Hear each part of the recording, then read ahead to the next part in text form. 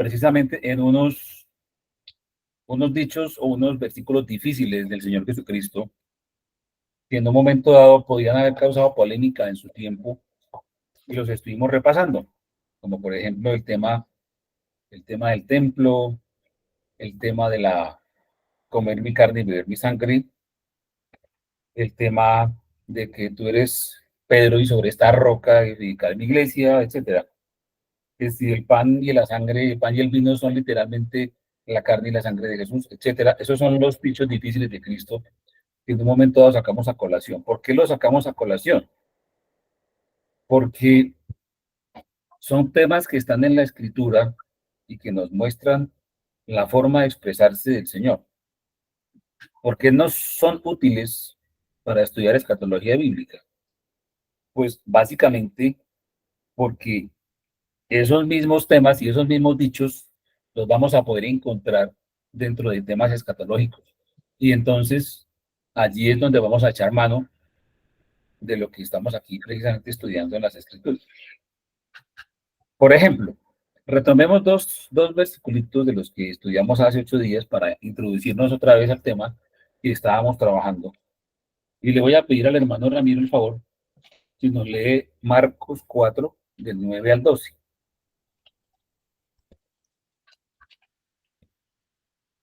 Aquí estoy. Entonces les dijo, el que tiene oídos, Marcos 4, del 9 al 12. Entonces les dijo, el que tiene oídos para oír, oiga. Cuando estuvo solo, los que estaban cerca de él, con los 12, le preguntaron sobre la parábola. Y les dijo, a vosotros os es dado saber el misterio del reino de Dios, mas a los que están afuera, mas los que están fuera, por parábolas todas las cosas, para que viendo vean y no perciban, y oyendo oigan y no entiendan, para que no se conviertan y les sean perdonados, para que no se conviertan y les sean perdonados los pecados. Amén. Fíjense ustedes la gravedad de esta sentencia y de estas frases del Señor, en que les está diciendo allí, y Él habla en forma de parábolas para que viendo no vean, y oyendo no oigan y no se conviertan. Y solamente le revela eso a quienes, a un grupo selecto. ¿Cuál grupo selecto? Lucas 10, 21. Un momentico. Lucas 10, 21. Es correcto.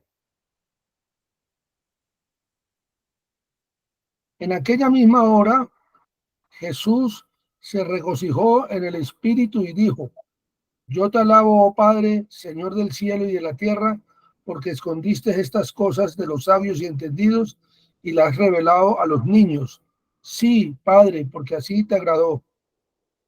Amén. Entonces aquí nos está dando la clave o la explicación de por qué hablaba por medio de parábolas, porque escondía esas cosas de los sabios y entendidos. Y eso que eran temas realmente sencillos, eran los temas de la salvación, los temas, por ejemplo, de la parábola del sembrador, los temas básicos de la doctrina que él estaba comenzando a enseñar en el mundo, pero los enseñaba por medio de parábolas. ¿A quién se los revelaba? A los niños, a los que se hacían como niños. ¿De quién los escondió? De los que se hacían a sí mismos sabios y entendidos, o sea, de los sabios y entendidos de ese tiempo, en su mayoría compuestos por los fariseos, los saduceos, etc. Entonces aquí está una de las grandes claves. ¿Hay cosas escondidas? Sí, muchas cosas escondidas en las escrituras. Muchas que no se entienden. ¿A quién las revela el Señor? A los niños, a los que se hacen como niños. Y las esconde de los sabiondos, de los cabezones, de los que se creen que tienen todo el conocimiento, de los que definitivamente aportan conocimiento para su propia vanagloria. De esos el Señor esconde las revelaciones de sus secretos. Cuando nosotros hablamos ya de escatología como tal, la escatología es famosa precisamente por ser difícil, o por ser difícil de entender. Sobre todo, ¿por qué? Porque la primera gran dificultad que hay al estudiar escatología es el no saber a ciencia cierta cuándo están hablando en forma literal y cuándo están hablando en forma figurativa. Digamos que ese es el primer obstáculo que uno aborda cuando está estudiando escatología. De eso salen posturas de tomar las cosas literalmente o de tomar las cosas figurativamente. Y entonces existen inclusive corrientes que dicen que todo tiene que ser literal. Y hay otros, el otro extremo, que dicen que todo, absolutamente todo es figurativo, pero no dicen por qué. Simplemente lo asumen como postura, pero no encuentran una demostración bíblica que nos lleve a dar una clave para saber cuándo las cosas son literales y cuándo son figurativas. Para poner un ejemplo de esto, y sobre todo de lo que es la profecía bíblica, que digamos la profecía bíblica es de lo más difícil, si se quiere decir esa palabra, de poder asimilar y de poder entender. Hagamos un ejemplo de analizar unos textos de profecía bíblica y miremos a qué se está refiriendo.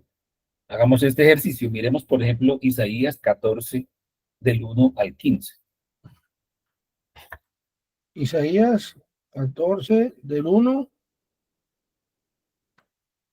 Al 15, hermano Ramiro. Sí, ya voy, un momentico.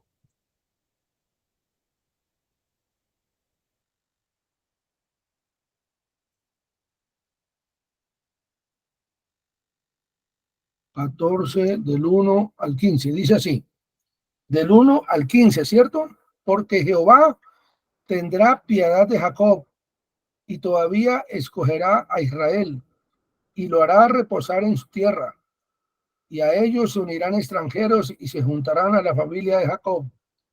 Y los tomarán los pueblos y los traerán a su lugar. Y la casa de Israel los poseerá por siervos y criadas en la tierra de Jehová. Y cautivarán a los que los cautivaron y señorearán sobre los que los oprimieron. Y en el día que Jehová te dé reposo de tu trabajo y de tu temor y de la dura servidumbre en que te hicieron servir, pronunciarás este proverbio contra el rey de Babilonia y dirás, cómo paró el opresor, cómo acabó la ciudad codiciosa de oro. Quebrantó Jehová el báculo de los impíos, el cetro de los señores. Él quería a los pueblos con furor, con llaga permanente, el que se enseñoreaba de las naciones con ira y las perseguía con crueldad. Toda la tierra está en reposo y en paz se cantaron alabanzas.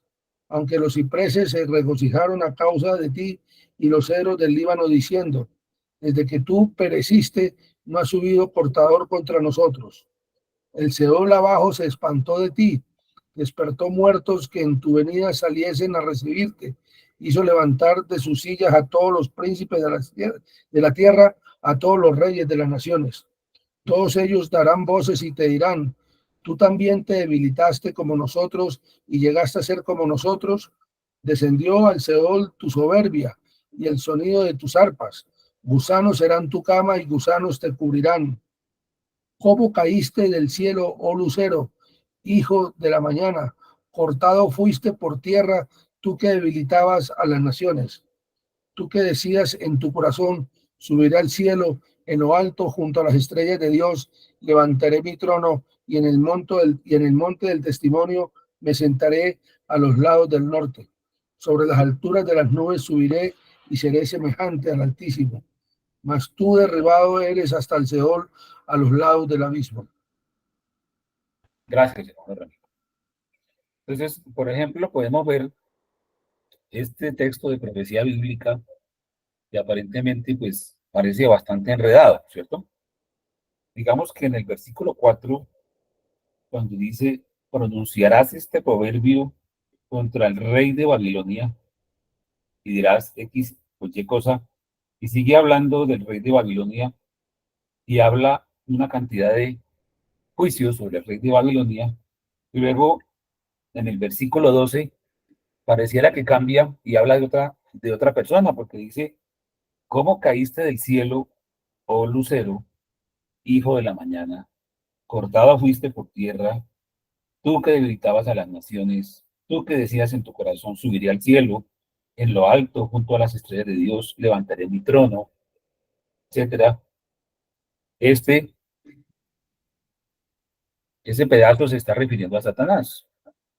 Sin embargo, la profecía está iniciando con un juicio contra el rey de Babilonia.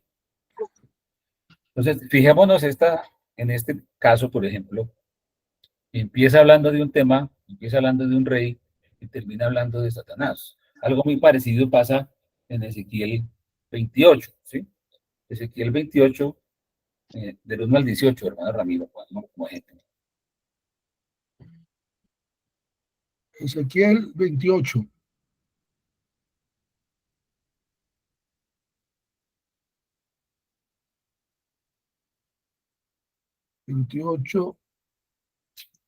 Del 1 Al 18. al 18.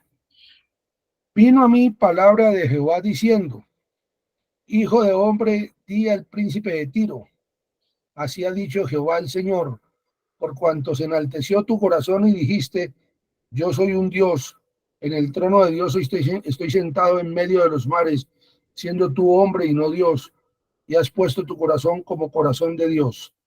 He aquí que tú eres más sabio que Daniel, no hay secreto que te sea oculto. Con tu sabiduría y con tu prudencia has acumulado riquezas y has adquirido oro y plata en tus tesoros. Con la grandeza de tu sabiduría en tus contrataciones has multiplicado tus riquezas y a causa de tus riquezas se ha enaltecido tu corazón. Por tanto, así ha dicho Jehová el Señor, por cuanto pusiste tu corazón como corazón de Dios, por tanto de aquí yo traigo sobre ti extranjeros, los fuertes de las naciones, que desenvainarán sus espadas contra la hermosura de tu sabiduría y mancharán tu esplendor. Al sepulcro te harán descender y morirás con la muerte de los que mueren en medio de los mares. Hablarás delante del que te mate diciendo, yo soy Dios, tú hombre eres y no Dios en la mano de tu matador. De muerte de incircuncisos morirás por mano de extranjeros, porque yo he hablado, dice Jehová el Señor. Vino a mí palabra de Jehová diciendo, Hijo de hombre, levanta endechas sobre el rey de Tiro y dile, así ha dicho Jehová el Señor, tú eras el sello de la perfección, lleno de sabiduría y acabado de hermosura. En Edén, en el huerto de Dios estuviste. De toda piedra preciosa era tu vestidura, de carnerina, topacio, jaspe, crisólito, berilo y ónice, de zafiro, carbuncio, esmeralda y oro. Los primores de tus tamboriles y flautas estuvieron preparados para ti en el día de tu creación. Tú, querubín grande, protector, yo te puse en el santo monte de Dios, allí estuviste, en medio de las piedras de fuego te paseabas. Perfecto eras en todos tus caminos desde el día que fuiste creado hasta que se halló en ti maldad. A causa de la multitud de tus contrataciones fuiste lleno de iniquidad y pecaste, por lo que yo te eché del monte de Dios y te arrojé de entre las piedras del fuego, oh querubín protector. Se enalteció tu corazón a causa de tu hermosura, corrompiste tu sabiduría a causa de tu esplendor. Yo te arrojé por tierra, delante de los reyes te pondré para que miren en ti. Con la multitud de tus maldades y con la iniquidad de tus contrataciones profanaste tu santuario. Yo pues saqué fuego de en medio de ti, el cual te consumió y te puse en ceniza sobre la tierra a los ojos de todos los que te miran. Amén. Fijémonos en esto tan impresionante. Comienza hablando del rey de Tiro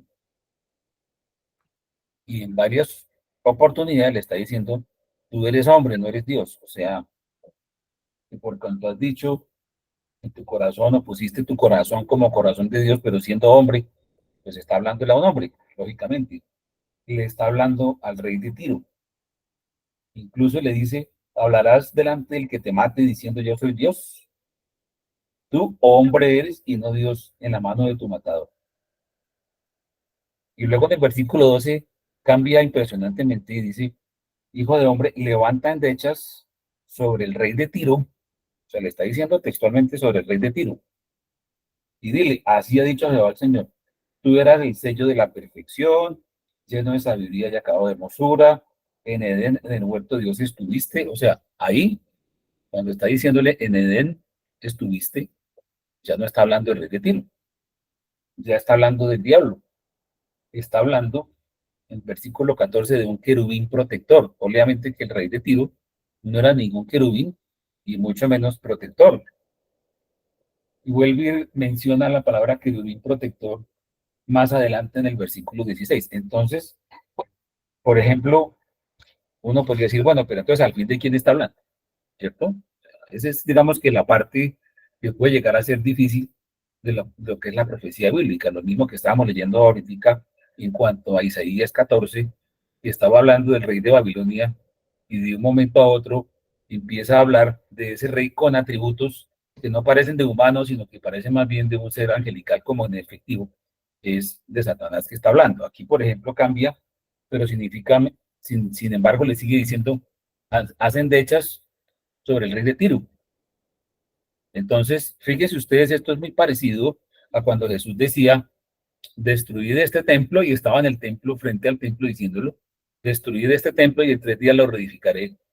Pero cuando él resucitó, sus discípulos se dieron cuenta que estaba hablando era del templo de su cuerpo y que la reedificación de ese templo estaba refiriéndose a su resurrección, cuando él resucitó de los muertos. Entonces, la profecía bíblica tiene este tipo de acepciones. Y no es una excepción, fíjense ustedes, lo que pasa con Isaías, lo que pasa aquí con Ezequiel. Simplemente, pues el rey de Tiro hizo algo parecido a lo que hizo Satanás, que fue engrandecerse, endiosarse, creerse Dios, etcétera. Pero el Señor, de un momento a otro, endechando al mismo rey de Tiro, está hablando de Satanás. Isaías, hablando del rey de Babilonia, termina hablando de Satanás. Jesús, hablando del templo, termina hablando del templo de su cuerpo. Muchos no lo vieron. Esos son los temas que en un momento dado se pueden volver, entre comillas, difíciles en las escrituras. Pero lógicamente, pues un estudio no muy difícil, no muy complicado, nos puede llevar a ver de quién está hablando. Si está hablando de un querubín protector, pues no está hablando de un hombre, ni de un rey. Si está hablando de atributos de una criatura angelical, pues ya no está hablando de una persona humana. Entonces, eso nos da una clave, precisamente, para poder entender de qué está hablando un texto bíblico. Y sobre todo, cuando estamos hablando de profecía bíblica, de qué está hablando un texto bíblico en profecía bíblica. Entonces, habrá cosas que en un momento dado no las podremos tener tan claras, pero hay otras cosas, como por ejemplo aquí, que sí podemos llegar a tener claras, y simplemente es leyendo el contexto completo de esa profecía podemos entender que sí habló del rey de Tiro, pero en un momento cambió el discurso y empezó a hablar de otra cosa.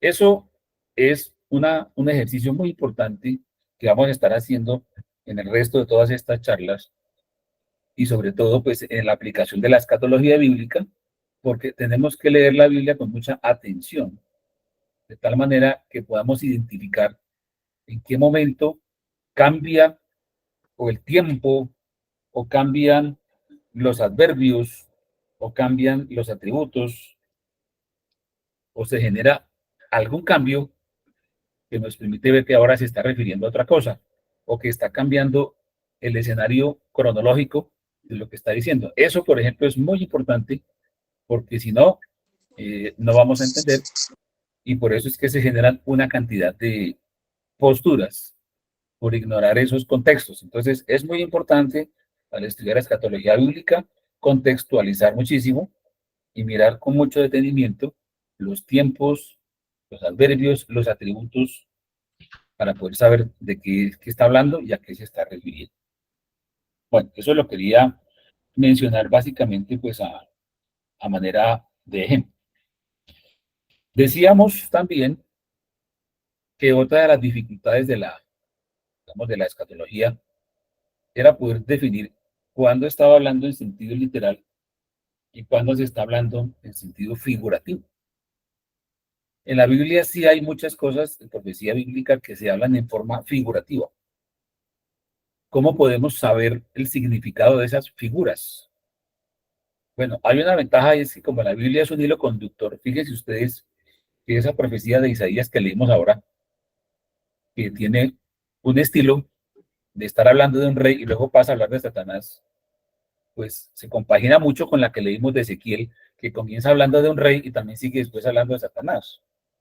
Se compagina mucho con Jesús cuando habló del templo y después era el templo de su cuerpo. O sea, ese hilo conductor, ya que el Espíritu Santo es el mismo autor de todas las escrituras, nos está, nos está hablando, sugiriendo un lenguaje que se va a poder seguir repitiendo en las mismas escrituras. Así es como el apóstol Pablo, por ejemplo, entendía la alegoría de Sara y Agar y en un momento dado lo aplicaba al hijo de la libre y al hijo de la esclava, refiriéndose al judaísmo y al cristianismo, refiriéndose a la ley y refiriéndose a la gracia. Ese hilo conductor, él lo aplicaba y lo posicionaba para llegar a esas conclusiones. Eso es lo que hacía Pablo como gran conocedor de las escrituras, pero también como un hijo de Dios redimido por el Espíritu Santo que ahora conocía la gracia y podía empezar a hacer ese tipo de aplicaciones. Hay algunas claves que la misma Biblia nos da, y cuando la misma Biblia nos da claves de interpretación, pues lógicamente la cosa se empieza a facilitar bastante. Un ejemplo de eso es, por ejemplo, las visiones de Daniel. Vamos a leer el capítulo 7 de Daniel solamente desde el punto de vista de mirar cuáles son las claves que el mismo ángel que le está mostrando a Daniel las visiones le da para que él pueda interpretar cosas que está viendo en sus visiones. Entonces, hermano Ramiro, si eres tan amable, Sí, capítulo 7 de Daniel, si yo te digo si paras en algún momento, de pronto para, digamos, abrir la lectura y no hacerla tan larga y dar algunas explicaciones, ¿ok? Daniel 7, ¿qué? Todo el capítulo, pero vamos a fraccionarlo en un momento que yo te diga. Ok. En el primer año de Belsasar, rey de Babilonia, tuvo Daniel un sueño y visiones de su cabeza mientras estaba en su lecho. Luego escribió el sueño y relató lo principal del asunto. Daniel dijo, miraba yo en mi visión de noche, y aquí que los cuatro vientos del cielo combatían en el gran mar, y cuatro bestias grandes, diferentes la una de la otra, subían del mar. La primera era como león y tenía alas de águila. Yo estaba mirando hasta que sus alas fueron arrancadas y fue levantada del suelo y se puso enhiesta sobre los pies a manera de hombre y le fue dado corazón de hombre. Y aquí otra segunda bestia, semejante a un oso, la cual se alzaba de un costado más que del otro y tenía en su boca tres costillas entre los dientes y le fue dicho así, levántate, devora mucha carne. Después de esto miré y aquí otra, semejante a un leopardo, con cuatro alas de ave en sus espaldas. Tenía también esta bestia cuatro cabezas y le fue dado dominio. Después de esto miraba yo en las visiones de la noche y aquí la cuarta bestia, espantosa y terrible y en gran manera fuerte, la cual tenía unos dientes grandes de hierro, devoraba y desmenuzaba y las obras hollaba con sus pies y era muy diferente de todas las bestias que vi antes de ella y tenía 10 cuernos. Mientras yo contemplaba los cuernos, he aquí que otro cuerno pequeño salía entre ellos y delante de él fueron arrancados tres cuernos de los primeros. Y aquí que este cuerno tenía ojos como de hombre y una boca que hablaba grandes cosas. Estuve mirando hasta que fueron puestos tronos y se sentó un anciano de días cuyo vestido era blanco como la nieve y el pelo de su cabeza como lana limpia. Su trono llama de fuego y las ruedas del mismo fuego ardiente. Un río de fuego procedía y salía de delante de él. Millares de millares le servían y millones de millones asistían delante de él. El juez se sentó y los libros fueron abiertos. Yo entonces miraba a causa del sonido de las grandes palabras que hablaba el cuerno, miraba hasta que mataron a la bestia y su cuerpo fue destrozado y entregado para ser quemado en el fuego. Habían también quitado a las otras bestias su dominio, pero les había sido prolongada la vida hasta cierto tiempo. Miraba yo en la visión de la noche y aquí con las nubes del cielo venía uno como un hijo de hombre que vino hasta el anciano de días y le hicieron acercarse delante de él. Y le fue dado dominio, gloria y reino para que todos los pueblos, naciones y lenguas le sirvieran. Su dominio es dominio eterno, que nunca pasará y su reino uno que no será destruido. Se me turbó el espíritu a mí, Daniel, en medio de mi cuerpo y las visiones de mi cabeza me asombraron. Me acerqué a uno de los que asistían y le pregunté la verdad acerca de todo esto y me habló y me hizo conocer la interpretación de las cosas. Estas cuatro grandes bestias son cuatro reyes que se levantarán en la tierra. Paremos ahí un momentico. Gracias. Bueno, aquí viene una clave importantísima, ¿cierto? Daniel se turbó y le pregunta al ángel que le están mostrando eso. Bueno, dime la verdad de todo esto. ¿Qué es eso? ¿Qué significa eso? Entonces le dice, estas cuatro grandes bestias son cuatro reyes que se levantarán en la tierra. Ok. La historia nos muestra, historia universal, nos muestra que a partir del imperio caldeo o babilónico, cuyo exponente máximo fue Nabucodonosor, ese reino fue sustituido después o fue conquistado por el imperio medo-persa, los medos y los persas. El reino de Babilonia se asemeja a un reino de oro. El imperio medo-persa está compuesto por dos componentes y era un oso que tenía un costado que se alzaba más que el otro, como lo decíamos ahí en la lectura que nos hizo el hermano Ramiro, y obviamente se sabe que el imperio persa fue más grande que el medo en esa alianza que hubo entre los dos. Ahí está representado la segunda bestia que era semejante a un oso. Después dice que vino otra semejante a un leopardo que tenía cuatro cabezas y cuatro alas. Y resulta que el imperio griego que estableció Alejandro Magno, cuando él murió a los 31 años, muy joven, su imperio se dividió en cuatro y lo tomaron sus cuatro generales porque él nunca tuvo herederos y se dividió en cuatro imperios. Entonces eso nos está hablando del imperio griego. Y después de esa bestia dice que vino otra que era espantosa, terrible, en gran manera, que desmenuzaba todo y tenía dientes de hierro. Y para nadie es un secreto que después del imperio griego, pues viene el imperio romano. Entonces, cuando a Daniel le dicen que esas cuatro bestias son cuatro reyes que vienen sobre la tierra y que inclusive en el versículo 23, leamos el versículo 23, hermano Ramiro, para no hacerlo tan largo, del mismo capítulo de Daniel 7. Dijo así, la cuarta bestia será un cuarto reino en la tierra, el cual será diferente de todos los otros reinos y a toda la tierra devorará, trillará y despedazará. Ok. Entonces, aquí, por ejemplo, está hablando de que la cuarta bestia será un cuarto reino. Y en el versículo 17, perdón, decía que las cuatro grandes bestias son cuatro reyes. Entonces, entre reyes y reinos, digamos que aquí no hay mucha diferencia en el sentido que se usa indistintamente la palabra rey o la palabra reino, porque de todas maneras a todo reino le corresponde un rey. O sea, no puede haber un reino sin un rey. El cuarto reino, que es diferente a todos, es el Imperio Romano. Para nadie es un secreto eso. El Imperio Romano, la historia universal nos enseña que tuvo después, digamos que un componente en el occidente y otro componente en el oriente, que luego cayó el Imperio Romano de Occidente, finalmente cayó el Imperio Romano de Oriente, pero la escritura nos dice que esa cuarta bestia, con los 10 cuernos, y el famoso cuerno pequeño que leyó el hermano Ramiro ahora, que alaba grandes cosas, y luego dice que esa bestia empezó o siguió funcionando y el cuerno pequeño siguió funcionando hasta que fueron puestos tronos y se sentó un anciano de días y después de eso mataron a la bestia. Entonces uno diría, bueno, eso ya es la venida del Señor y la instauración de su reino eterno, ¿verdad? Que es el reino milenial de Cristo. El asunto es, ¿cómo así que la cuarta bestia llega y continúa hasta el final? Si el imperio romano supuestamente cayó. Sí, el imperio romano cayó, entre comillas, pero luego fue sustituido por el papado.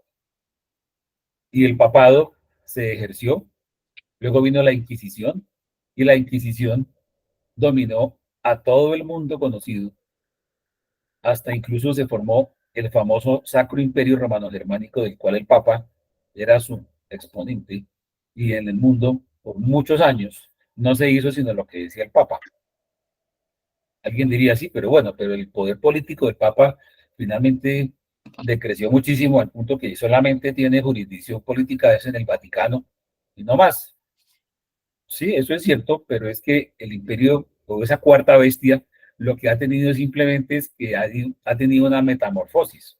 Primero fue a través de emperadores físicos, luego a través de un imperio religioso que se estableció y se ejerció a través del papado y ha seguido evolucionando. Actualmente ese imperio sigue, pero en función de qué? En función de un imperio económico, en función de un imperio también político, que finalmente ha migrado, o sea, se ha mimetizado, se ha transmutado, pero sigue existiendo, porque la escritura muestra que hasta el final de los tiempos va a llegar esa bestia. Ese cuarto imperio no ha muerto, ha seguido. Simplemente que se ha transmutado, ha hecho una metamorfosis, pero allí sí. Entonces, por ejemplo, la escritura nos da la clave de que las bestias eran reinos. Fíjense ustedes, el versículo 3 que leyó el hermano Ramiro decía, y cuatro bestias grandes diferentes la una de la otra, subían del mar, subían del mar. Ahora, comparemos esa escritura, por ejemplo, con Apocalipsis 13, del 1 al 2. Apocalipsis 13, del 1 al 2. Del 1 al 2, correcto. Me paré sobre la arena del mar y vi subir del mar una bestia que tenía 7 cabezas y 10 cuernos, y en sus cuernos 10 diademas, y sobre sus cabezas un nombre blasfemo. Y la bestia que vi era semejante a un leopardo, y sus pies como de oso, y su boca como boca de león. Y el dragón le dio su poder y su trono y grande autoridad. Ok, fijémonos en esto. La bestia de Apocalipsis 13 también subía del mar. Y a Daniel le dijeron que los cuatro reinos o las cuatro bestias subían del mar. Entonces, aquí tenemos un paralelo importantísimo. Todas suben del mar. Entonces, los reinos de la tierra, los reinos como tal, suben del mar. Después vamos a analizar muchas veces en textos bíblicos y podremos llegar a la conclusión de que el mar es el mundo y las bestias o esos reinos son el poder político, precisamente, son reinos, suben del mar. Ahora, qué cosa tan casual que las cuatro bestias de Daniel, la primera era semejante a un león, la segunda era semejante a un oso, la tercera semejante a un leopardo, o sea, esas están plenamente identificadas, por lo menos con un rasgo predominante característico. Entonces tenemos un león, tenemos un oso y tenemos un leopardo. Y la cuarta bestia no tiene una semejanza claramente definida, es como un híbrido. O sea, a Daniel en la visión de la cuarta bestia, él no pudo identificar con qué asimilar esa figura. Simplemente dice que era espantosa, terrible, en gran manera fuerte, que tenía unos dientes grandes de hierro, devoraba y desmenuzaba todo, con las sobras hollaba con sus pies, era muy diferente de todas las bestias, y lo único que vio es que tenía 10 cuernos, y que después salió un cuerno pequeño que hablaba grandes cosas, y que llegó hasta que llegó al anciano de días. Hasta ahí le fue dado a Daniel, por ejemplo, conocer sobre la cuarta bestia. De casualidad que en Apocalipsis 13, esa bestia que sube del mar nos dice más información sobre los rasgos, ¿cierto? Y aquí nos está diciendo que tenía 7 cabezas y 10 cuernos. Daniel vio que tenía 10 cuernos, pero Daniel no nos dice cuántas cabezas tenía. En cambio, aquí en Apocalipsis 13, al apóstol Juan sí le fue dado a ver cuántas cabezas tenía y también se le dio otra información adicional, y es que en los cuernos tenía 10 diademas. Pero también se le dio el poder identificar el rasgo predominante de esa bestia, porque dice que la bestia que vi era semejante a un leopardo. ¿Ya? El leopardo también se presentó como la bestia número 3 de las de Daniel, ¿verdad? Decía que sus pies eran como de oso. Qué casualidad. La segunda bestia de la visión de Daniel era un oso. Y nos dice que su boca era como boca de león. Qué casualidad, la primera bestia de la visión de Daniel era un león, ¿cierto? Entonces, podemos ver que tiene un rasgo predominante de leopardo, o sea, está asemejándose mucho al imperio griego, a la política griega. Tiene pies como de oso, o sea, como de medio persas, pero su boca es como de león, o sea, como Babilonia. Qué casualidad también, en el versículo 12 de la visión de Daniel que leímos ahorita, dice, habían también quitado a las otras bestias su dominio, pero les había sido prolongada la vida hasta cierto tiempo. Las otras bestias, ¿cuáles? El león, el oso y el leopardo. ¿No les parece mucha coincidencia que aquí en Apocalipsis 13 están apareciendo esos tres rasgos característicos de esa bestia que sube del mar? Semejante a un leopardo con pies de oso y boca de león. Sí, les fue preservada la vida hasta cierto tiempo, hasta el tiempo del fin, cuando se van a manifestar de esa manera. No es raro, por ejemplo, ustedes todos saben que la democracia es algo que salió de dónde, pues que se originó en los griegos, ¿cierto? Y el gobierno democrático es el que aplicaban los griegos, obviamente, hasta que se constituyó un imperio a través de Alejandro Magno. Roma imitó a Grecia en cuanto a la democracia y entonces crearon el Senado romano hasta cuando se constituyó un imperio después de Cayo Julio César, ¿cierto? Pero básicamente el rasgo característico de esa última bestia de Apocalipsis 13 es que se le parece a un leopardo. Y un leopardo tiene varias características. Primero, por ejemplo, que es el animal más rápido del mundo, que se expande rápidamente. Segundo, fíjense ustedes que una bestia que sube del mar, que es un reino semejante a un leopardo, pues es una política que a grandes rasgos es democrática, pero realmente tiene boca de león, o sea, es dictatorial, como era Babilonia. Recordemos que Babilonia era dictatorial y autoritaria. Fue el primer imperio autoritario que hubo y el primer intento que hubo de endiosar a un rey como fue Nabucodonosor, de tal manera que hizo una estatua y todo aquel que no la adorara, pues lo mataban.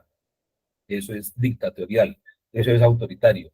Y eso es lo que va a hacer la última bestia. Va a obligar a que todo el que no la adore sea muerto. Entonces podemos ver que esos rasgos característicos de los imperios, o sea, de las bestias que en su momento le fueron mostradas a Daniel en la visión de las cuatro bestias, están siendo representadas precisamente en esa última bestia que va a tener características de las anteriores, porque aunque les fue quitado su dominio en su momento, se les prolongó la vida hasta cierto tiempo y ese tiempo es precisamente el tiempo del fin donde se van a representar esas cosas. Entonces, eso es como para dar un ejemplo de cómo la misma Biblia nos genera claves que nos ayudan a entender los elementos escatológicos. Pues aquí nos está diciendo que las bestias significan reyes o reinos o imperios. Y aquí vemos cómo se hila, o sea, cómo queda perfectamente concatenado ese hilo conductor que a través de las escrituras todas se compaginan. Aunque hayan sido escritas por autores diferentes, de todas maneras, es el mismo hilo conductor. Bueno, eso es como para introducir, por ejemplo, cómo se pueden encontrar claves bíblicas para el estudio escatológico, cuando la misma Biblia nos da las claves. Por ejemplo, si nosotros leemos ahora Apocalipsis 17, del 7 al 13, ahí nos dan otras claves más sobre la bestia. Leamos ese pedazo, por ejemplo, hermano. 17, Del 7 al 13. dice así, 7 al 13 y 17. Dice así, y el ángel me dijo, ¿por qué te asombras? Yo te diré el misterio de la mujer y de la bestia que la trae, la cual tiene las 7 cabezas y los 10 cuernos.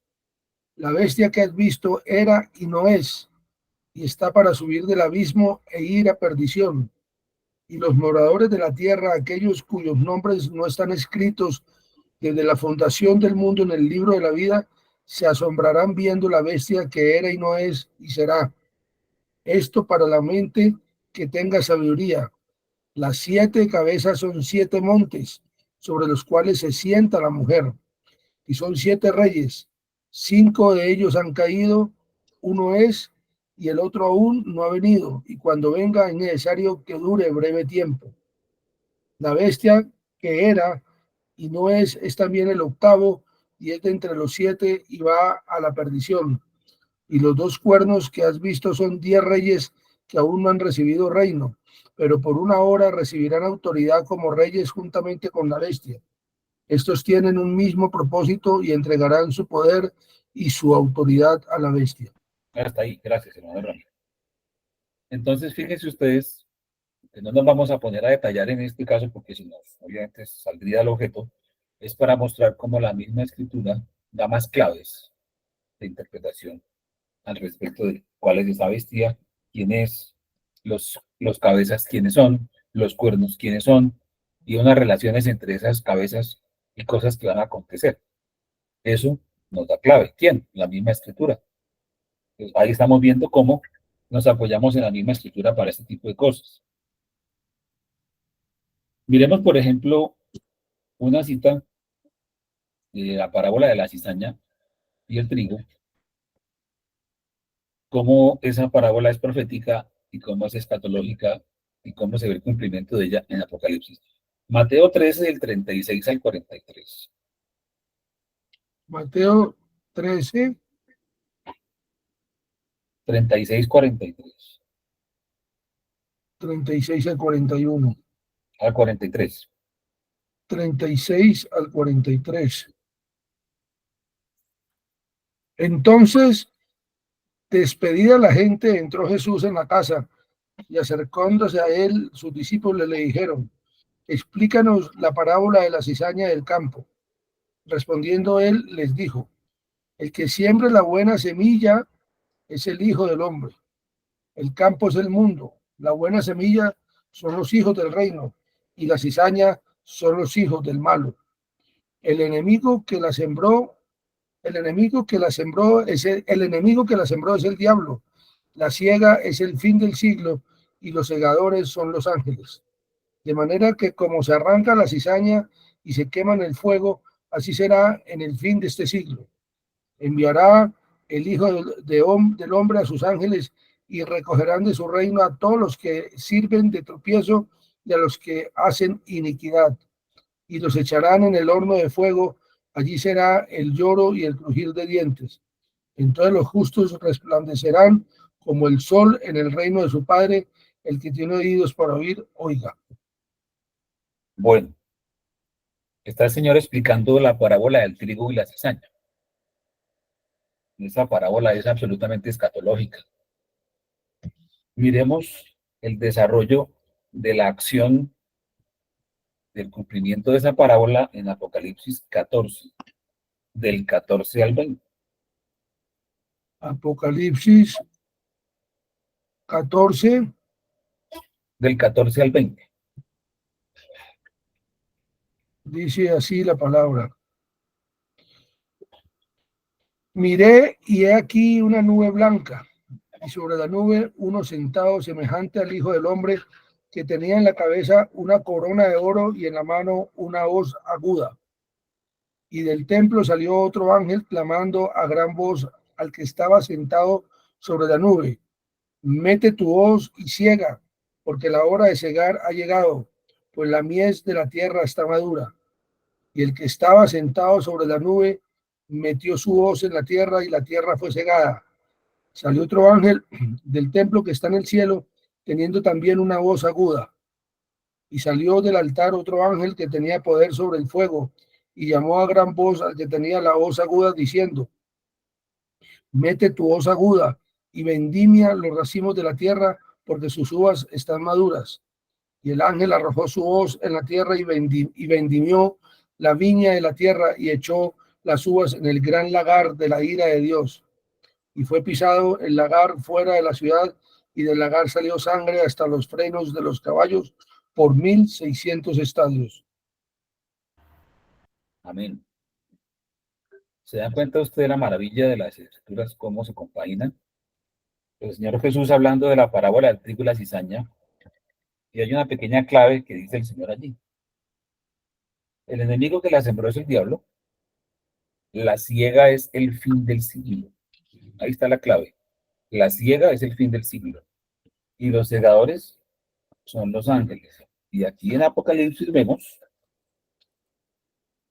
que un ángel le dice a otro, mete tu hoz y ciega, porque la hora de cegar ha llegado, o sea, estamos en el fin del siglo, pues la miel de la tierra está madura, y allí se genera el proceso de la siega, o sea, lo que el Señor anunció en la parábola del trigo y la cizaña. Ahora, ¿qué información adicional nos dio el Señor? Dijo, que primero se arranca la cizaña, porque ya está reconocible. Recordemos que la cizaña no se arranca al principio cuando está verde, porque se confunde con el trigo y se puede arrancar el trigo, pero se arranca ya cuando el trigo da fruto y la cizaña no da fruto. Entonces ya se puede reconocer cuál es la cizaña y cuál es el trigo. Pues dice allí que de la manera como se arranca la cizaña y se quema en el fuego, así será en el fin de este siglo. ¿Cuál es el fin del siglo? O sea, el fin del siglo, para que lo tengamos claro, no es el fin del mundo. El fin del siglo es el fin de un periodo de tiempo. El siglo habla de tiempo. El fin del mundo habla de la destrucción de nuestro planeta. O sea, habla del fin de la creación conocida. Recordamos que va a haber un fin del mundo, que es cuando ya no haya ni cielos ni tierra como los conocemos, porque viene el juicio final, pero después del juicio final habrá una nueva creación, porque dice la escritura que habrá cielos nuevos y tierra nueva. Entonces, ese es el fin del mundo, pero el fin del siglo es el fin de un periodo de tiempo, o sea, es el fin del periodo de tiempo que estamos viviendo cuando va a generarse esa siega. Y en esa siega dice que el Hijo del Hombre enviará a sus ángeles, Mateo 13:41, recogerán de su reino a todos los que sirven de tropiezo y a los que hacen iniquidad. ¿Lo recogerá de dónde? De su reino, de su reino. ¿Quiénes? A los que sirven de tropiezo y hacen iniquidad. O sea, el Señor va a hacer una purga de su reino. En el reino del Señor, en la iglesia del Señor, hay mucha infiltración. Eso fue anunciado por Pablo, se lo dijo a Timoteo, por Judas, por Pedro. Está anunciado que en el final de los tiempos iba a haber demasiada infiltración en la iglesia, demasiadas falsas doctrinas, demasiadas mentiras y demasiados lobos vestidos de ovejas. Todos los que sirven de tropiezo. ¿Qué va a hacer el Señor el día de la siega? Va a mandar sus ángeles y recogerán de su reino a todos los que sirven de tropiezo y a los que hacen iniquidad. ¿Cómo lo va a hacer? Con el fuego. Ahí dice, como se arranca la cizaña y se quema en el fuego. Así será en el fin de este siglo. ¿Cuál es ese fuego? Ese fuego es la tribulación. La tribulación va a sacar quién es quién. La tribulación va a quemar la cizaña, pero va a purificar al trigo, va a purificar al oro quemando la escoria. Eso es en lo que consiste la siega. La siega va a ser la purga del pueblo de Dios antes de la venida del Señor. Dice que los echarán en el horno de fuego. En esa tribulación, obviamente, no podrán resistir los que son infiltrados, los que sirven de tropiezo, los que hacen iniquidad en el reino del Señor. Van a ser allí quemados. Después de eso, ¿qué dice? Que entonces los justos resplandecerán como el sol en el reino de su Padre. Después veremos qué significa eso del resplandor. Pero realmente lo que queremos ver aquí es cómo esa profecía del Señor Jesucristo, que la anunció desde la parábola del trigo y la cizaña, escatológicamente se va a cumplir el día de la siega, el cual está registrado en el Apocalipsis, que es la antesala del inicio de las copas de ira, que empieza con el evento del lagar de la ira de Dios, que es pisado fuera de la ciudad como inicio a las copas de ira. O sea, al juicio sobre el mundo físico antes del establecimiento del reino militar de Cristo. Entonces, eso es una cosa muy interesante porque la concatenación de esas escrituras nos permite llegar a conclusiones muy importantes. Estamos viendo ese ejemplo como tal. ¿Por qué lo estamos mencionando aquí como ejemplo suelto? Estamos mencionando estos ejemplos sueltos es para que entendamos cómo es que vamos a desarrollar el resto del tema escatológico, que es hilando escrituras, una con otra, con otra y con otra. No hay otra manera de hacerlo. Si queremos ser bíblicos, tenemos que ceñirnos a la escritura y ceñirnos a cómo se hilan las escrituras unas con otras. Por ejemplo, hay un tema sumamente importante, demasiado importante para entender la escatología, y por eso voy a hacer énfasis en él ahorita, y es el tema del templo. El tema del templo es muy importante. El tema del templo comienza, por ejemplo, cuando el Señor Jesucristo habló su famosa sentencia sobre el templo. Repasémosla otra vez. Juan 2, del 19 al 22. Dice así,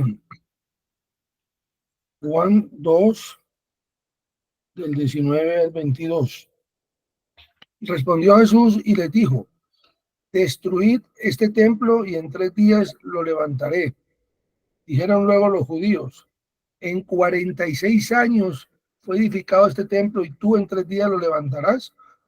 Mas él hablaba del templo de su cuerpo.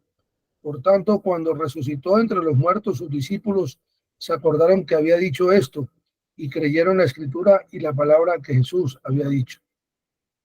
Ok. Ese contexto de ese pasaje está cuando Jesús echó a los mercaderes del templo.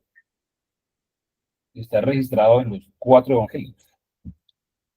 Fue de las primeras veces que en su ministerio público el Señor Jesucristo subió a Jerusalén. Y entonces, lógicamente, al subir a Jerusalén, pues allí estaba el templo. Y estando dentro del templo, cuando él sacó a los mercaderes con rejo, les dijeron, ¿qué señal nos muestras ya que estás haciendo esto? O sea, ¿con qué autoridad nos está sacando de aquí de rejo? Entonces Jesús les dijo esa señal: destruir este templo y en 3 días lo levantaré. ¿A cuál templo se estaba refiriendo? Pues desde el punto de vista literal, al templo donde estaba él en ese momento y donde estaban los que le estaban preguntando esas señales. Sin embargo, la verdad del asunto, y lo dice la escritura, es que él no estaba hablando de ese templo, sino que estaba hablando del templo de su cuerpo. Entonces, aquí hay una acepción demasiado importante para entender la escatología, y es que desde que el Señor Jesucristo empezó su ministerio, él empezó a identificar el templo como su cuerpo. Empezó a perder importancia el templo físico. Así la gente no lo supiera, y así inclusive él no fuera totalmente explícito en lo que decía. Pero la Biblia nos enseña que el Señor Jesucristo estaba hablando del templo de su cuerpo. Eso es demasiado importante. Vamos a mirar, por ejemplo, un pasaje que es en la defensa de Esteban en el libro de los Hechos, capítulo 7, del 44 al 50. Hechos, ¿lo repites, por favor? Mucho gusto, capítulo 7, del 44 al 50.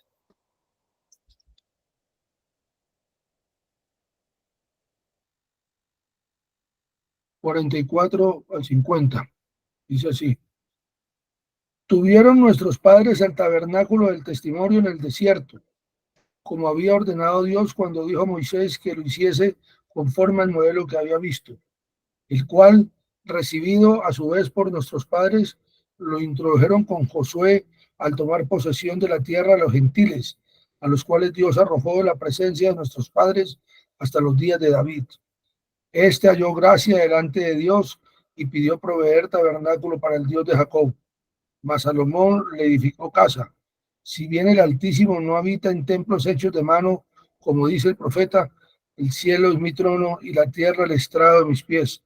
¿Qué casa me edificaréis? Dice el Señor.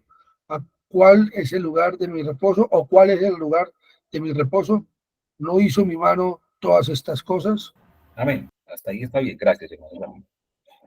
Fijémonos en este este texto tan importante. Está Esteban hablando de la morada de Dios. Empieza diciendo que en el desierto Dios ordenó a Moisés hacer el tabernáculo y el Señor habitó en el tabernáculo y se manifestaba desde el tabernáculo, que era una tienda donde había los lugares, el patio de afuera, el lugar santo y el santísimo, y él se manifestaba en el santísimo y ahí hablaba con Moisés en el lugar santísimo. Ahí tenía acceso a Aarón, el sumo sacerdote, en el lugar santísimo. Nadie más podía entrar. Dios escogió eso como morada. Después está diciendo que David halló gracia para querer edificarle casa a Dios. Y Salomón la edificó y Dios honró esa obra que hizo Salomón, pues digamos que por su mismo decreto, y allí se manifestó el Señor, en ese templo, en el templo del Señor, el templo de Salomón. Sin embargo, ahí está Esteban haciendo su defensa, diciendo que si bien el Altísimo no habita en templos hechos de mano, como lo está afirmando el profeta, y menciona esa cita profética, en la cual el Señor dice que no hay ninguna casa que me pueda contener. ¿Por qué está Esteban diciendo esto? Porque Esteban está introduciéndoles a los que lo querían apedrear que hay un nuevo pacto y que Dios ha cambiado y que ya no tiene el templo físico como su morada, sino que la morada es espiritual. A eso los está queriendo llevar. Sin embargo, eso le significó su propia muerte cuando después de eso lo apedrearon. Pero el tema del templo es demasiado importante porque en la escatología bíblica se habla mucho del templo. Y entonces el no comprender cuál es el templo a que refiere allí, pues conduce a una cantidad de interpretaciones que se empiezan a volver extremadamente literales y conducen a una cantidad de fábulas al respecto del plan de Dios escatológico. Entonces miremos, por ejemplo, lo que dice el apóstol Pablo a los atenienses en Hechos, capítulo 17, del 24 al 25. Hechos 17, del 24 al 25.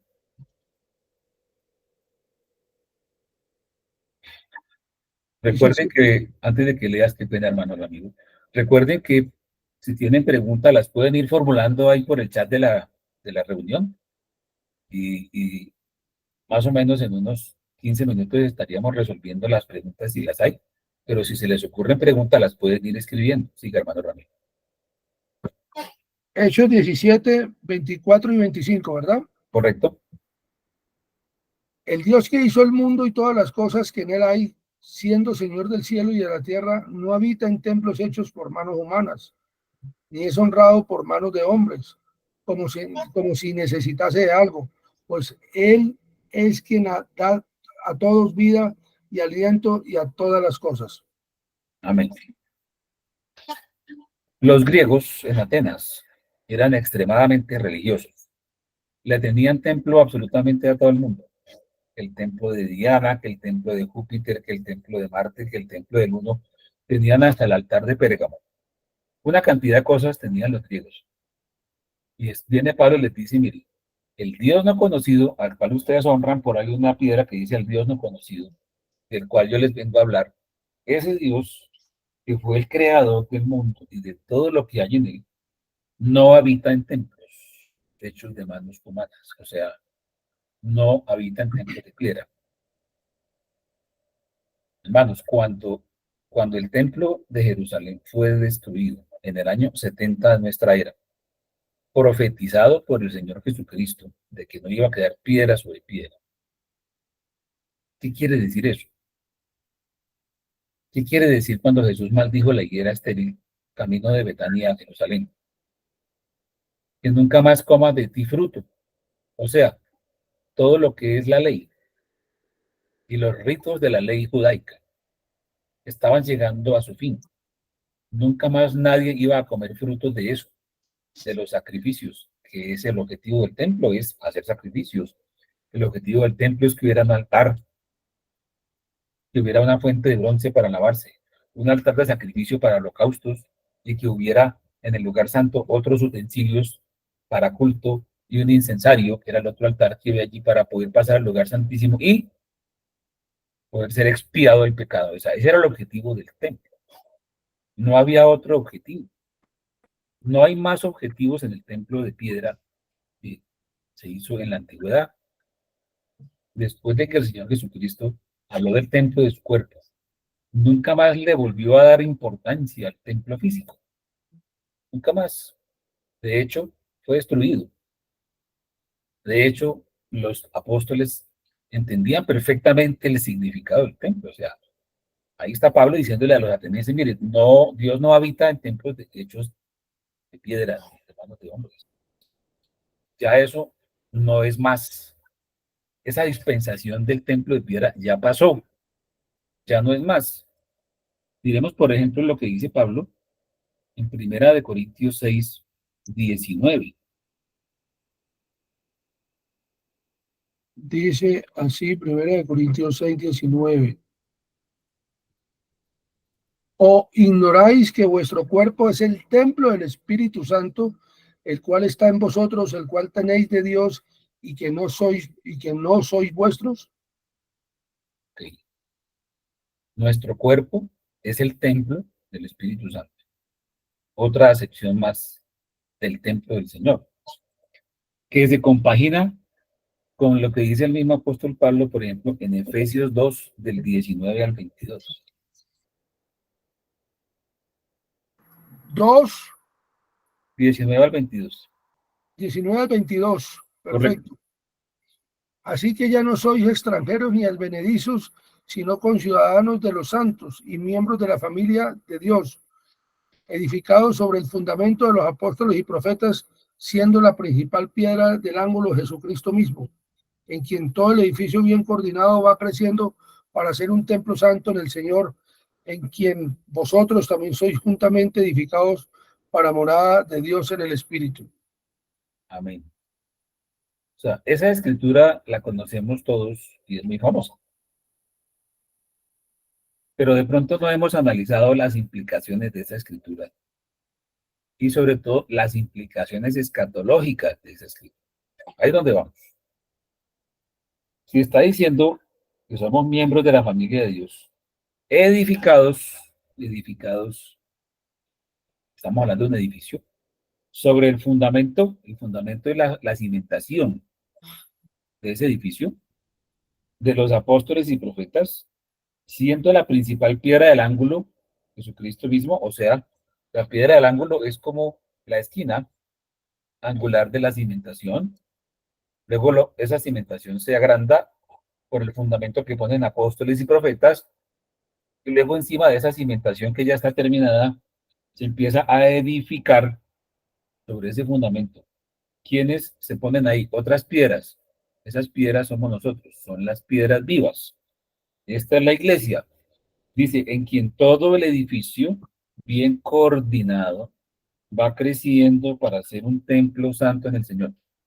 O sea, aquí no queda ninguna duda que el templo del Señor es una iglesia que se edifica sobre una cimentación, la cual se compone de una piedra angular que es Jesucristo y otros fundamentos que pusieron los apóstoles y profetas. Aquí estamos leyendo escritura que es todo lo que es el fundamento de la doctrina cristiana y por lo tanto el fundamento de la iglesia, y sobre ese fundamento todos vamos siendo colocados como piedras vivas, donde dice que en quien todo el edificio bien coordinado va creciendo para ser un templo santo en el Señor. Entonces, ¿cuál es el templo del Señor? Pues en principio el Señor Jesucristo habló de su cuerpo, o bueno, no habló de su cuerpo. Entendieron sus discípulos que estaba hablando de su cuerpo cuando resucitó. Primera acepción importante. Después de eso, aquí estamos viendo que nosotros somos el cuerpo de Cristo y que ese cuerpo es un templo y que ese templo se está edificando y que se está reconstruyendo. Se está haciendo con base en un fundamento. Entonces, la gran inquietud del asunto es, bueno, entonces, ¿cuál es el templo de Dios? ¿Cuál es el templo en el que el Señor está interesado a partir de Cristo? Pues ya no es el templo de piedra y lo están diciendo Pablo, lo dijo Esteban, lo está reafirmando aquí otra vez Pablo, No es ese templo, ¿cierto? Miremos qué dice segunda de Pedro 3:8. Segunda de Pedro, capítulo 3, versículo 8. ¿Me dijiste segunda de Pedro? Sí, 3:8. 3:8. Mas, oh, amados, no ignores esto, que para con el Señor un día es como 1000 años y 1000 años es como un día, ¿ese es? Sí, sí, no hay problema. Y eso lo vamos a leer en conjunto con otra vez la sección que hizo el Señor Jesús del templo en Juan 2:19-22. Vamos a leer en conjunto esas dos escrituras. Juan 2:19-22.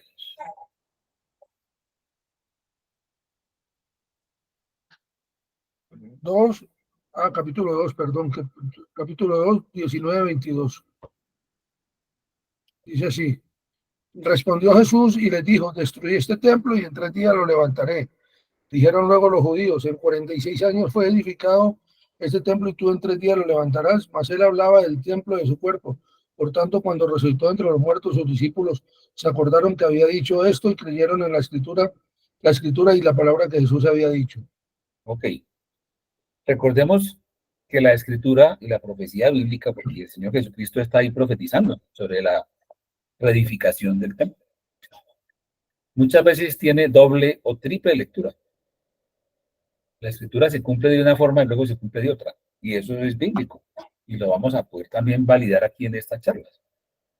Entonces, en primer lugar, él estaba hablando del templo de su cuerpo y la resurrección del Señor a los 3 días confirmó que ese templo, que era su cuerpo físico, fue reconstruido en 3 días. Sin embargo, aquí en Efesios, Pablo nos está diciendo que el templo está siendo construido, está siendo edificado, que ya se puso una piedra angular, los apóstoles y profetas pusieron un fundamento, una cimentación, y que eso se está construyendo. O sea, se está construyendo. ¿Cuántos años llevamos construyendo ese templo? Ya llevamos como 2000 años, ¿verdad? Y faltan otros 1000, que lo llamamos el milenio. Y después de eso, el Señor Jesucristo entrega el reino al Dios y Padre. Entonces, ¿cuánto tiempo se va a tardar en construir el templo de su iglesia? 3000 años. 3000 años es como 3 días. Un día es como 1000 años. ¿No les parece que tiene sentido? También tiene sentido, ¿verdad? O sea, el Señor Jesucristo habló del templo de su cuerpo, pero es que su cuerpo también somos nosotros. Entonces también se tiene que cumplir en nosotros. ¿Cómo se está cumpliendo en nosotros? Ahí se está edificando el templo del Señor.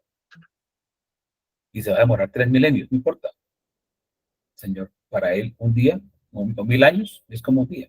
O sea, el Señor no tiene afán.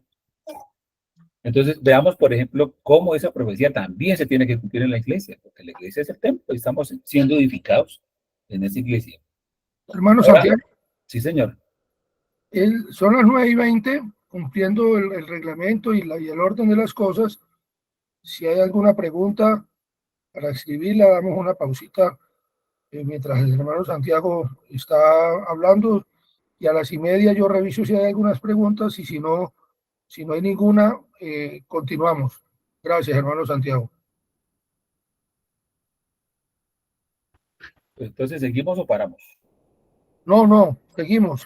No hay ninguna, buena pregunta. No, sigamos, que no hay ninguna pregunta. Si a las 9:30 volvemos a mirar y no hay ninguna pregunta, continuamos. Sigue, por favor. Bueno, ok. Bueno, sigamos hablando del templo. Ahora sí pasemos a algo escatológico. Apocalipsis 11:1.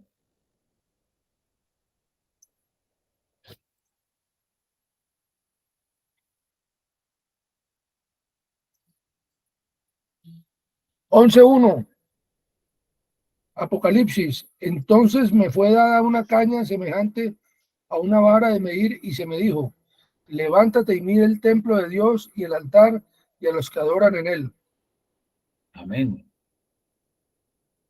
Ahora está el templo apareciendo en el Apocalipsis. Y le están diciendo a Juan que se levante, que mida el templo y que le dé prioridad o le dé especial atención al altar y a los que adoran en él. Obviamente los que adoran en el altar, pues es el altar de incienso, que es donde se ofrecía el olor grato, de adoración al Señor. Entonces, ¿de cuál templo está hablando ahí?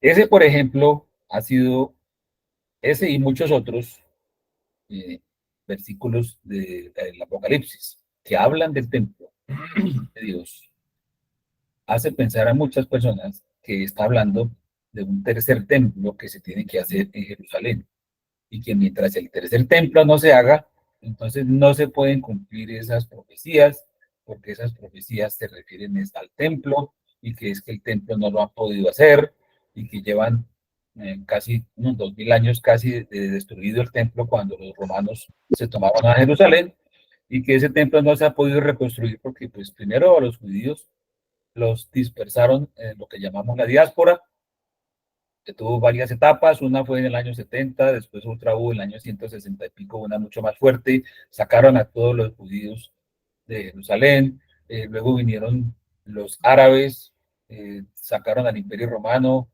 de Oriente en el año 1453, se tomaron a Constantinopla, se apoderaron de Jerusalén, y pues ahí el Islam tiene uno de sus lugares más sagrados, nada menos que en la explanada de las mezquitas, donde estaba el templo de Salomón, y por lo tanto no lo pueden reconstruir, y los judíos queriendo reconstruir su templo para hacer los sacrificios y volver otra vez a aplicar el judaísmo en toda su magnitud, y no pueden, y entonces una cantidad de teorías escatológicas hablando de que es que tiene que reconstruirse el templo, y que mientras el templo no se reconstruya, entonces no se van a poder hacer ciertos cumplimientos de profecías, pero que cuando se reconstruya el templo, entonces ahí sí, tiene, o sea, como si el templo físico de piedra, que en este caso ya sería de concreto, de ladrillo, lo que sea, fuera necesario para que Dios cumpla su escatología cuando el Señor dijo a través de Pablo, a través de Esteban, a través de todo lo que hemos visto, que Dios no habita en templos hechos de manos de hombres. Entonces, ¿le creemos a la Escritura o no le creemos a la Escritura? Si Dios dice que Él no habita en templos de piedra, entonces, ¿por qué razón seguimos buscando templos de piedra? Ese es el asunto. ¿Por qué? Por, por esa razón es que tenemos que ser muy bíblicos. O sea, el Señor Jesucristo señalando al templo de Herodes, que reconstruyó Herodes, dijo: destruir este templo y yo lo reedifico en 3 días. Y hablaba de ese, o señalaba ese, pero finalmente no estaba hablando de ese, sino del templo de su cuerpo. ¿Eso es una cosa escondida? Sí. ¿Es un misterio? Sí, claro. ¿Se lo llevó a la tumba el Señor? Sí, ese misterio se lo llevó a la tumba. Sus discípulos descubrieron que había hablado del templo de su cuerpo, y después Esteban, Pablo, etcétera, están enseñando clara y abiertamente a la iglesia que ese templo se está edificando actualmente sobre un fundamento que puso el Señor y sus apóstoles, y que somos esas piedras vivas que se están colocando allí. Entonces, si esa iglesia, ese templo, va a llegar al final de los tiempos, pues esa es la iglesia, ese es el templo que Dios va a medir, y ese es el templo cuya acepción tiene que ver con la escatología, porque el otro templo ya no es más, ya no existe más, ya no va más. Entonces, si estamos pendientes de reconstruir un templo, pues estamos buscando el muerto río arriba, y finalmente eso no va a tener ninguna significancia escatológica. La significancia escatológica es el templo, la iglesia del Señor. Pablo hizo énfasis: ¿no sabéis que sois el templo del Espíritu? Ese es el verdadero templo en el cual Dios está interesado hoy en día. Entonces, por ejemplo, esa es una clave escatológica que tenemos que tener muy en cuenta, porque si nosotros nos dejamos convencer de ciertas teorías fabulescas que están esperando la reconstrucción de un templo físico en Jerusalén, pues entonces nuestra escatología se va a volver una fábula. No es posible entenderlo así. cuando Dios no está interesado ya en eso. Si Dios no está interesado en eso, entonces va a mandar a alguien a que mida ese templo a ver cómo está, y a que mide el altar a ver cuánto mide. ¿Será que Dios está muy interesado en ver si los judíos reconstruyen el templo? Entonces, ¿cuánto mide el altar? ¿Va a sacar medidas de ahí para algo? ¿No? Entonces, se dan cuenta ustedes de que ahí podemos ver por todo el hilo conductor de las escrituras que hemos en este momento mencionado, que ese templo del cual habla en Apocalipsis no puede ser un templo físico, y entonces allí podemos ver que tiene sentido, que es el templo místico de Cristo, que es su cuerpo, que es su iglesia, y verificado y validado por quién, pues por las escrituras que hemos estado leyendo acá. Entonces, eso es una clave que podemos utilizar para poder estudiar la escatología. Entonces, vemos que hay un pequeño tip más que el Señor nos da para poder entender ciertas cosas. Entonces, la escatología bíblica es como un gran rompecabezas, en el cual nosotros tenemos unas fichas y las vamos poniendo. Y entonces, al poner esas fichas, de pronto algo empieza a dar forma. Entonces, un sector del rompecabezas empieza a despejarse. Y entonces, de pronto, otro también empieza a despejarse. Así es como hay que estudiar la escatología. Nosotros no podemos decir que ya no las sabemos todas. No, de hecho, no nos las vamos a saber todas, porque los 7 sellos que Dios le dijo a Daniel que sellara el libro, se van a abrir, como dice Apocalipsis 5, y los va a abrir el Cordero de uno en uno, el tiempo del fin. Y aún el séptimo sello, que es después de la venida del Señor, hay un sello más. O sea, el que diga que se las sabe todas, pues está mintiendo, porque hay sellos que no se van a abrir sino hasta después de la venida del Señor. Por lo tanto, no las sabemos todas. Entonces, tenemos es que ir descubriendo la escatología a través de los tips y de las claves que la misma Biblia nos da. Por ejemplo, ¿qué dice Apocalipsis 11:19?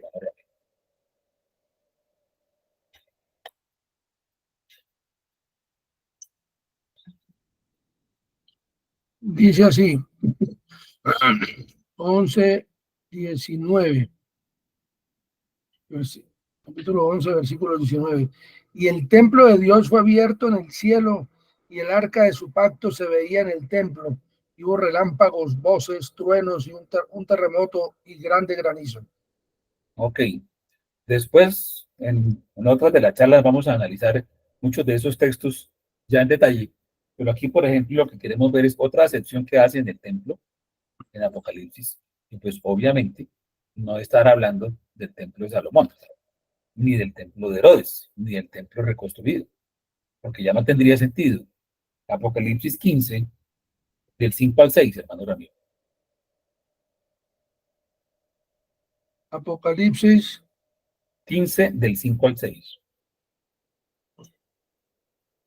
dice así, después de estas cosas miré y he aquí fue abierto en el cielo el templo del tabernáculo del testimonio, y del templo salieron los 7 ángeles que tenían las 7 plagas, vestidos de lino limpio y resplandeciente y ceñidos alrededor del pecho con cintos de oro. Amén. Por ejemplo, si nosotros tenemos que del templo salen las 7 ángeles que tienen las 7 plagas, entonces es de la iglesia que salen los 7 ángeles con las 7 plagas. Interesante, ¿verdad? Bueno, en su momento tendremos tiempo para hablar del asunto. Creo que por aquí hay una pregunta, ¿no, Rami? Sí, hay una pregunta del pastor Miguel. ¿A qué sacrificios se refiere Daniel si no se restaurará el templo ni el sacrificio en el templo? Daniel 9:27. Y por otra semana confirmará el pacto con muchos. A la mitad de la semana hará cesar el sacrificio y la ofrenda. Después, con la muchedumbre de las abominaciones, vendrá el desolador hasta que venga la consumación y lo que está determinado se derrame sobre el desolador. Correcto.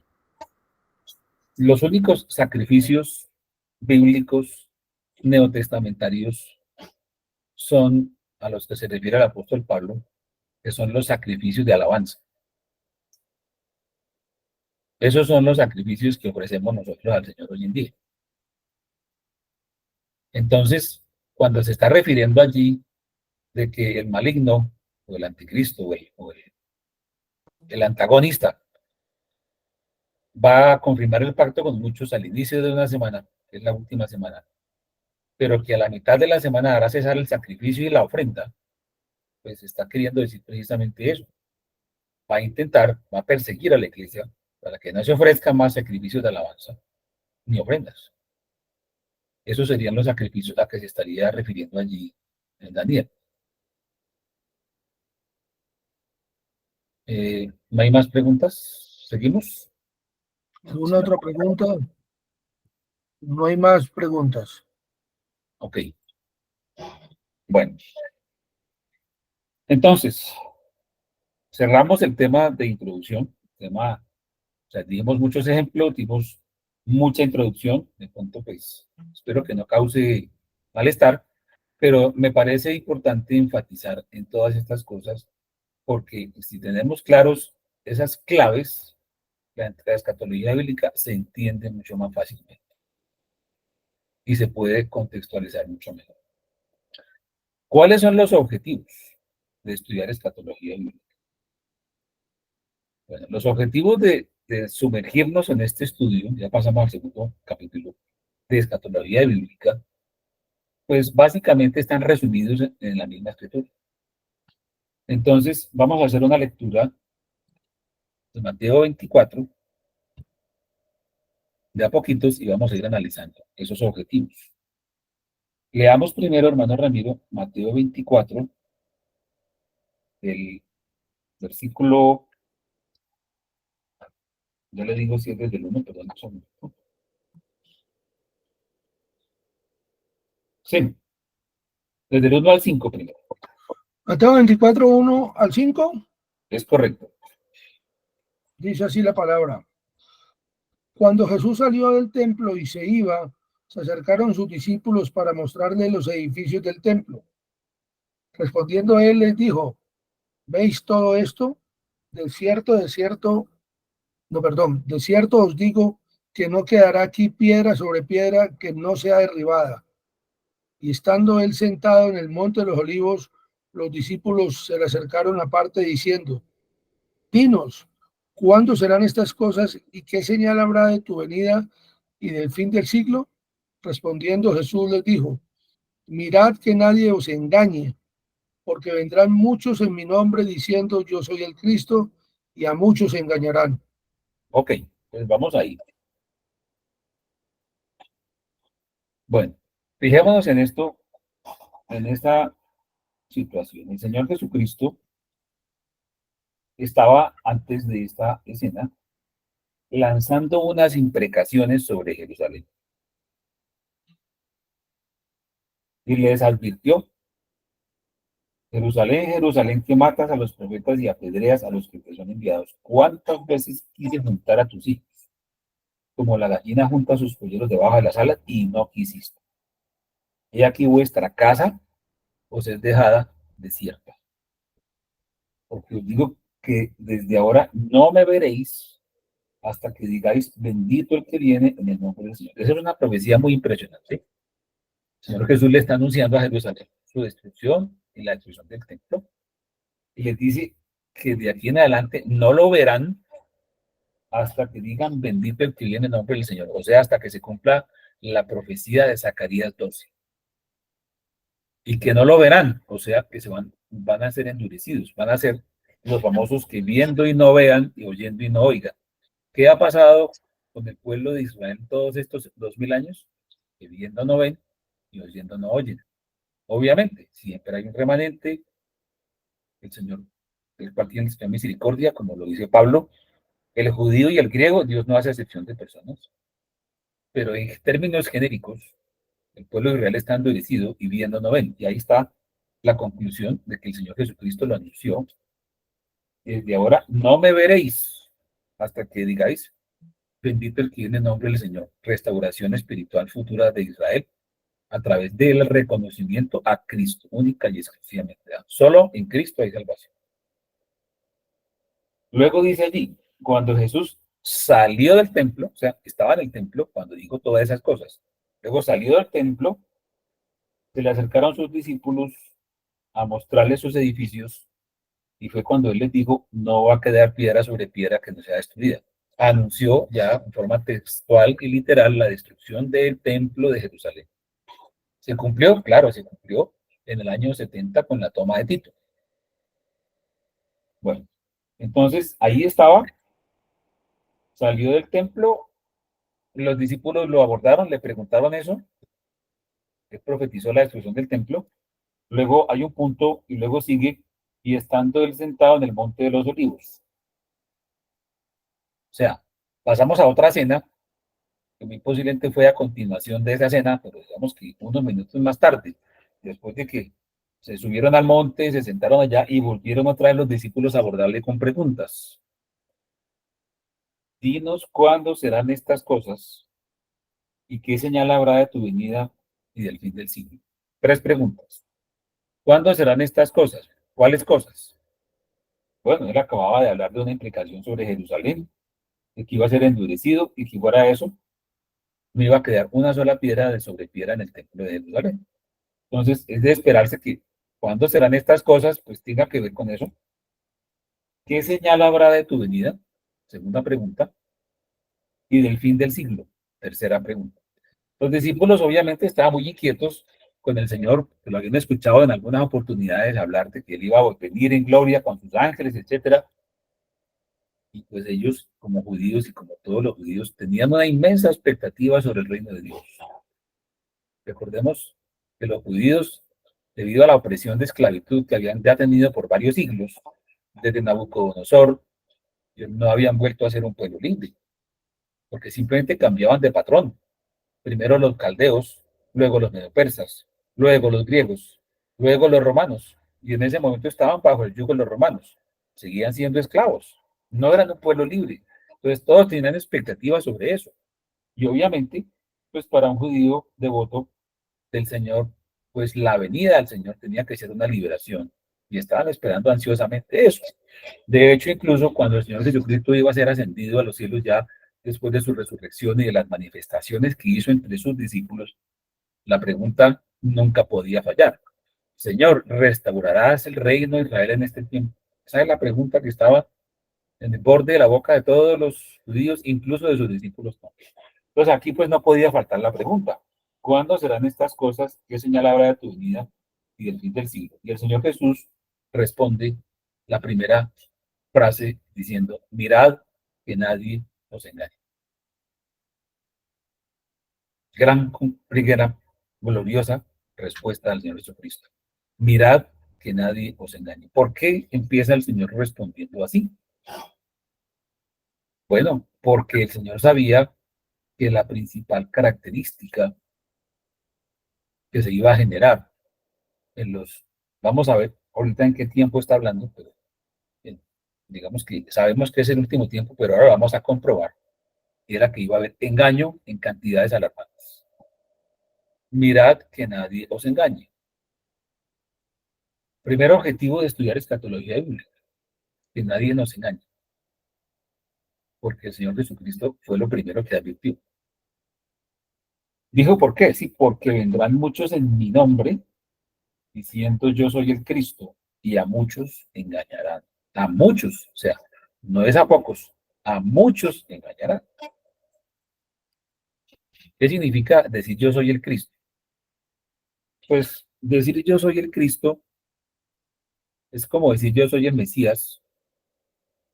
Y yo soy el Mesías, pues no solamente es hacerse pasar por el Cristo o el Mesías de los judíos, como hubo creo que 160 y pico de falsos Mesías que se autoproclamaron Mesías en la historia de Israel de ahí para adelante. Pero no solamente eso, sino falsos Cristos. Bueno, nosotros hemos conocido históricamente y en este siglo y aún en el siglo pasado personas que se hicieron pasar por Cristo y que decían que eran la encarnación de la segunda venida de Cristo. Y pronto ustedes recuerden de un predicador que hubo hace algunos años aquí en Latinoamérica, persona que llamaba Oscar Soto, que se hacía pasar porque él era la segunda venida de Cristo. Y bueno, ha habido varios, por ejemplo, el famoso que se hacía llamar reverendo Sun Hyun Moon de Corea también decía que era el Cristo encarnado, y por ahí en Rusia hay otro que también se hace pasar por Cristo, y ha habido varios que se hacen pasar por Cristo, pero digamos que esos son, entre comillas, fácilmente identificables como mentirosos y como usurpadores y de pronto no son los más engañosos, ¿sí? Los más engañosos son, y lamentablemente en eso sí el pueblo de Dios cae, son los que se hacen pasar por salvadores del mundo, los que se mesianizan ellos mismos. Y muchos de ellos no son líderes espirituales, sino son líderes naturales o líderes políticos, o líderes económicos, o presidentes, o magnates, o filántropos, que se hacen pasar por salvadores, que son falsos cristos y engañan a muchos. Y el pueblo de Dios lamentablemente les come cuento a esas personas, o líderes políticos, que se hacen pasar por salvadores. Básicamente, Salvador no solamente es el Salvador espiritual de nuestros pecados, como lo conocemos a Jesús llamado el Cristo, o sea, el Mesías, sino son salvadores económicos o que vamos, los que van a salvar el país de la ruina o los que van a salvar al mundo de las enfermedades o los de la Big Pharma o los del Foro Económico Mundial o cualquiera de estos personajes que pregonan ser los Mesías del mundo, o los que van a erradicar el hambre, o los que van a erradicar las pestes, o los que van a traer la paz en la tierra. Esos son los falsos cristos más difíciles de discernir y que cuando el pueblo de Dios cae en el engaño de seguirles o de por lo menos permitir que sus enseñanzas penetren en sus vidas y en sus mentes, ahí están cayendo en un engaño de seguir un falso Cristo o de aceptar un falso Cristo. Por eso el Señor Jesucristo habló de que nadie os engañe. Primera característica del final de los tiempos, el engaño. Primer objetivo, que nadie nos engañe. Bueno, Ramiro, leamos versículo 6. El 6. Correcto. Y oiréis de guerras y rumores de guerras. Mirad que no os turbéis, porque es necesario que todo esto acontezca, pero aún no es el fin. Ok. Guerras y rumores de guerras. Bueno, digamos que alguien ha dicho que guerras ha habido toda la historia de la humanidad y que el mundo ha estado en guerra siempre y que solamente hay registros de que ha habido 25 años de paz en la Tierra en toda la historia de la humanidad. Entonces alguien diría, bueno, entonces pues oír de guerras no es una señal, no, o no tendría por qué serlo. Bueno, no tendría por qué serlo si no se intensificara tanto, ¿cierto? Pero por ejemplo, si nosotros nos podemos a mirar la Primera Guerra Mundial, la Segunda Guerra Mundial, la cantidad de muertos que hubo en eso, en el poco tiempo que transcurrió entre una y la otra, y luego la cantidad de rumores de guerras y de guerras que ha habido crecientes en todos estos años del siglo XX y del siglo XXI, se han intensificado, se han recrudecido y se han acortado los intervalos, guerra permanente en el mundo, guerras y rumores de guerras. Pues bueno, guerras y rumores de guerras es una señal en la cual el Señor dijo, es necesario que esto acontezca, pero aún no es el fin. Entonces, esa palabra clave que dice el Señor aún, pero aún no es el fin, nos quiere decir que, que esas frases que Él está contestando allí con la finalización, pero aún no es el fin, significa que está relatando sucesos que tienen que ser premonitores del fin, o sea, antes del fin, o antecitos del fin, en la inminencia del fin, pero aún no es el fin. Entonces, lo que podemos concluir es que el Señor Jesús está respondiendo de las preguntas que le hicieron, señales del fin del siglo. Eso es lo que está contestando allí. De las tres, empezó a contestar eso, por lo menos en el registro que tiene Mateo, señales del fin del siglo. Es necesario que todo esto acontezca, pero aún no es el fin. Versículo 7, hermano Ramiro. Porque se levantará nación contra nación y reino contra reino, y habrá pestes y hambres y terremotos en diferentes lugares. Ok. Porque, ese porque nos está diciendo, es una explicación de lo que está en el versículo inmediatamente anterior. O sea, pues se está desarrollando en el mismo espacio temporal de la cronología del fin. Se levantará nación contra nación, reino contra reino, y habrá pestes y hambres y terremotos en diferentes lugares. Bueno, después más adelante estudiaremos que eso tiene mucho que ver con los sellos. Pestes, primer sello, guerras, segundo sello, hambres, tercer sello, el cuarto sello, la muerte. Eso tiene que terremotos. ver con eso, ¿sí? Terremotos. Entonces, eso es un resumen de los sellos, pero lo está diciendo el Señor allí. Se levantará nación contra nación, reino contra reino, hambres, pestes, bueno, terremotos. Y luego el versículo 8 que dice, hermano amigo, Y todo esto será principio de dolores. principio de dolores. O sea, está hablando de antesala al tiempo del fin, está hablando de unas señales y luego dice que esas señales son principio de dolores. O sea, significa que va a haber más dolores. Porque si es un principio de dolores, significa que la cosa se va a ir acrecentando. ¿De qué dolores habla? Esa sí es una buena pregunta, ¿cierto? ¿De qué dolores está hablando allí? Bueno, en la escritura muchas veces habla de la comparación de la mujer que está de parto, la que tiene dolores de parto, de que se van acrecentando, casi como los dolores de parto. En Romanos 8 habla de dolores de parto, en Apocalipsis 12 habla de la mujer vestida de sol con dolores de parto. Esos son los dolores. Y obviamente, cuando empezamos a hilar esas escrituras, podemos entender más sobre en qué momento está hablando y quiénes son los protagonistas de esos dolores. Bueno, por ejemplo, si nosotros vemos eso mismo, pero referido por otro evangelista, como podría ser Marcos, leamos en Marcos 13, del 3 al 8.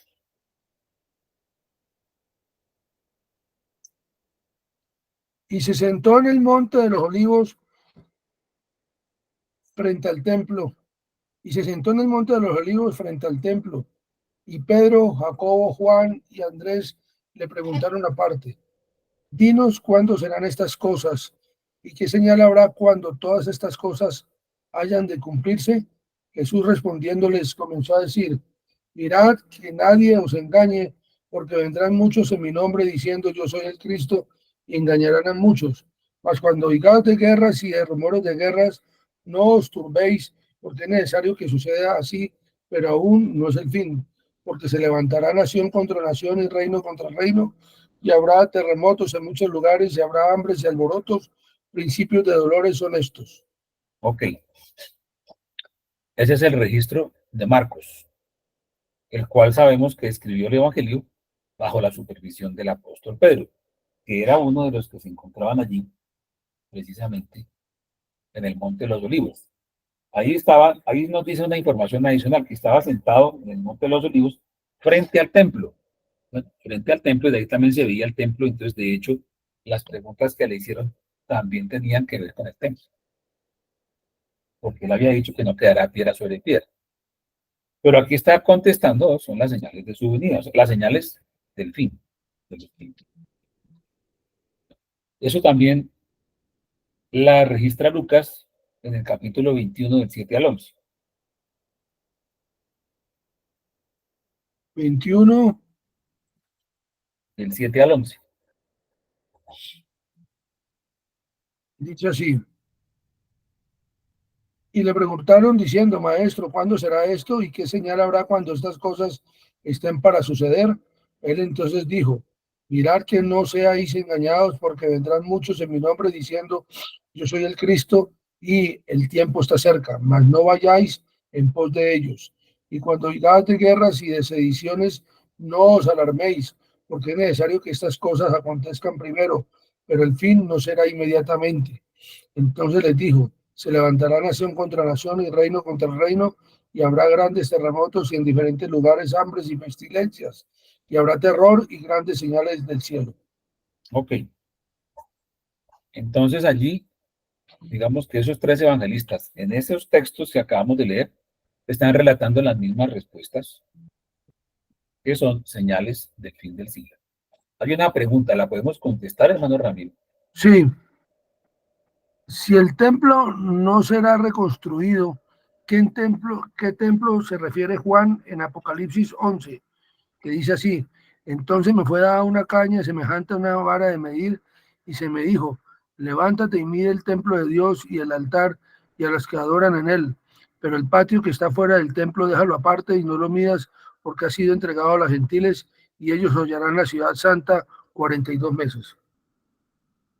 Bueno, voy a tratar de resumir un poco la respuesta para que no se nos alargue demasiado, pero básicamente eh, el Señor Jesucristo en muchas de sus parábolas habló de que el reino de los cielos sería semejante, por ejemplo, a una mujer que tomó una harina y la puso en 3 medidas y le echó levadura hasta que todo fue leudado. En otra parábola, que era la de los talentos, el Señor Jesucristo comparó el reino de los cielos a un hombre que se fue lejos y que dio a uno de sus siervos un talento, al otro le dio 5 talentos y a otro le dio 10 talentos. Y luego pidió cuentas después de que volvió del viaje. Y al que le dio un talento esperaba que le devolviera otro adicional, el que le dio 5 esperaba que le diera otros 5 y al que le dio 10 esperaba que le diera otros 10. Todo eso se cumplió menos el que tenía un talento porque simplemente lo guardó y no hizo nada con él. Entonces, en la parábola del sembrador, el Señor Jesucristo habla de que la semilla que cae en buena tierra da fruto, en unos al 30, en otros al 60, en otros al 100 por uno.